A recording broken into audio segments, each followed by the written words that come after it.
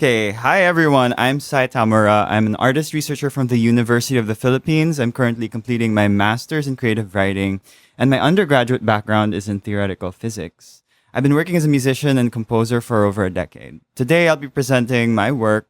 Well, today, the commitments of physical modeling, timbre, mediation, and virtual instrument construction. So I'm trying to think through physical modeling here as both a compositional practice and a pressure point for timbre. Physical modeling is useful here because it forces a set of decisions, like what part of an instrument are we modeling, its material structure, recognizability. When we make these decisions, we're also making aesthetic and organological claims about what counts as the identity of an instrument and what timbre is. So I'm speaking most directly here to physical modeling and to physical modelers, but these questions are relevant to everyone here. Because once we ask what exactly we are modeling when we model an instrument, we also start asking larger questions about timbre and sound itself. So my aim is to think through the productive tensions that emerge when we're thinking of timbre as something constructed and designed in ways, especially that go beyond just physics. So physical modeling is the entry point, but the broader concern is timbre, how we define it, simulate it, and how we understand it culturally. So physical modeling synthesis begins by identifying the mechanisms of sound production, such as string vibration, resonant modes, air columns, and then constructing mathematical approximations of them. This practice proceeds from the idea that the quality that makes an instrument sound like itself is reconstructed from physical principles. However, human experience treats timbral identity also as something ascribed through listening, context, and learned cultural convention. So timbral experience is constructed from more than just the physical mechanism of the source, and physical modeling is clarifying because it exposes this gap. Now, there are many definitions of timbre, and the concept of timbre historically has had many precedents. Timbre is a fairly new word too, though, but a common starting point that we usually point at is Helmholtz's idea of Klangfarbe or tone color. For Helmholtz, Klangfarbe could be understood largely through the overtone series or through the harmonic content of a sound. In other words, if we could analyze the spectrum of a tone, we could then begin to explain why that tone has a particular color. But about a century later, in 1960, we get a more official definition of timbre through the American National Standards Institute, which defines it as more in terms of what it's not, as whatever else allows us to distinguish sounds that have the same pitch, loudness, and duration, and other things that we already have names for. So timbre becomes everything about sound that is not any of those things. We move from timbre then as something that is pure acoustics toward timbre as something studied through perception. But usually this means separating sound from its source and playing it back under controlled experimental conditions. But yeah.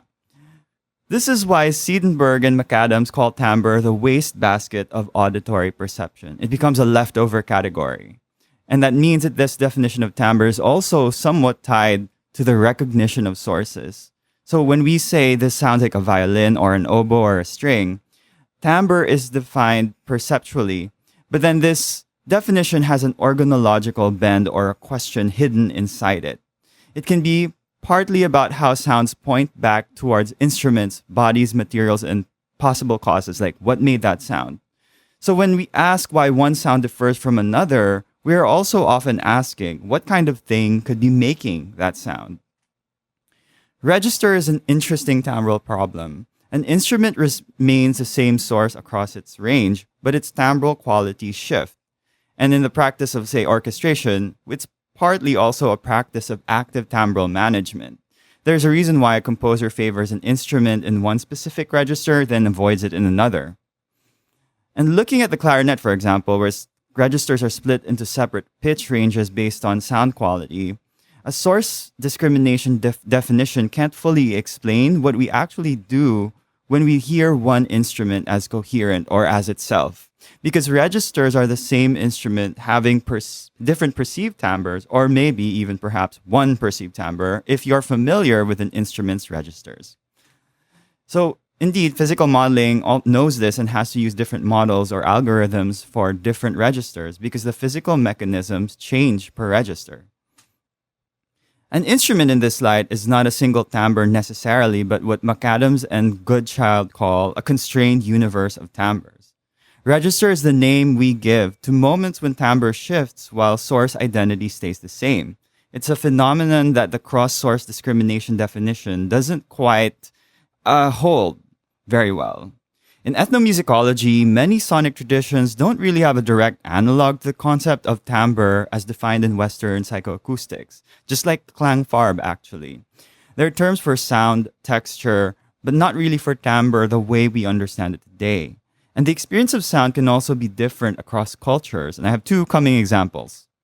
In Cornelia Fales' Paradox of Timbre, Fales has her own recordings of traditional Inanga music in Burundi, and one of the variations is whispered Inanga, where a performer performs the Inanga with a fairly pitchless whisper. Acoustically, there's no vocal melody, but local listeners feel a sung melodic line. They somehow perceive and experience the sound of the strings as sort of informing or giving melody to the whisper, kind of fusing with the whisper to become something else. In Stephen Feld's work with a kaluli, he looks at how the kaluli drum is used within the culture. The kaluli drum itself has parts that are named after anatomy, and the bird's throat and tongue are also placed in the drum's resonance chamber, and there's a ritual that goes into the construction of it.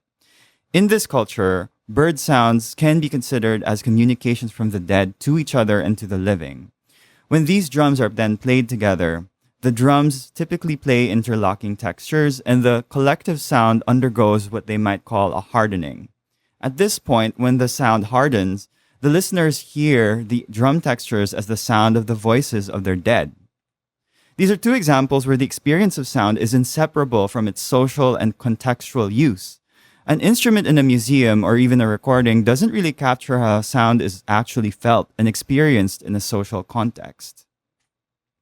When a physical model then sets out to reconstruct the timbre of a violin, it's reaching for something that neither the physical spectral definition nor this psychoacoustic residual definition fully captures. It's reaching for something partly physical, partly perceptual, partly cultural, and partly a function of where and how the instrument is heard. If timbre can't be fully accounted for by physical mechanisms or the perceptual wastebasket definition alone, what does account for it? This is where I want to say we need to shift our paradigm. We need to move away from looking at timbre as an intrinsic property locked inside an isolated object. Instead, it might be better to understand timbre as an emergent property of a media assemblage. And when I say media assemblage, I'm really describing the entanglement of physical systems, mediation technologies, spatial environments, and culturally trained modes of listening. They act together to stabilize what we recognize as an instrument's identity and how we come to differentiate one sound from another in a given moment or given context. By mediation, I mean the entire chain of technologies, practices, and cultural conventions that dictate how a sound is produced, transmitted, and received. For example, the electric guitar doesn't derive its timbre just from its physical apparatus of the vibrating metal strings. If you just heard it acoustically, disconnected from its pickup, amplifier, and the loudspeaker chain, it doesn't sound like an electric guitar in any culturally meaningful sense. What we recognize as the electric guitar sound is the sound of a specific chain of mediation and a certain cultural training to that sound, and altering major components of that assemblage can shift timbral identity in ways that are consequential. Room acoustics and reverberation are also active contributors to perceived timbre. Like an anechoic recording of an instrument sounds totally different from the same instrument, well, maybe not totally, but different enough that it sounds different from the same instrument heard in a concert hall. If you pop a balloon inside an anechoic chamber, it doesn't sound like a dry version of a balloon pop. It sounds categorically, qualitatively different. Perceptually, it transforms into an entirely other sound phenomenon because this popping balloon sound relies on spatial dispersion to categorize an event. So timbral coherence is not a universal guarantee handed down by pure physics. It's always a local achievement maintained through various decisions and elements that come together in a specific moment and specific context. The experience of timbre is always situated. And this is where physical modeling becomes interesting, because unlike traditional instrument making, physical modeling operates by default in a totally acousmatic situation. Virtual instruments are entirely stripped of the visual, bodily, and environmental cues that normally contribute to stabilizing an instrument's timbral identity. Because of this limitation, digital instrument communities have often operationalized timbre through whatever technical features happen to be available. These are things that help create the feeling of a single source, for example, or a sound as a cohesive source as you're listening through it back. And this could also mean putting it in the same reverb space, or you compress it downstream. There's a lot of things. Or yeah, of course, there's panning and some kind of consistency with like overtone ratios. So instrumental and timbral continuity is also a constructed achievement within the constraints and affordances of a virtual acousmatic space. So every physical model implicitly embeds aesthetic and ontological choices. By designing a model, we are making at least three distinct commitments. One, what counts as the instrument? Is it just the isolated physical mechanism? Are we including the mediation chain and the effects?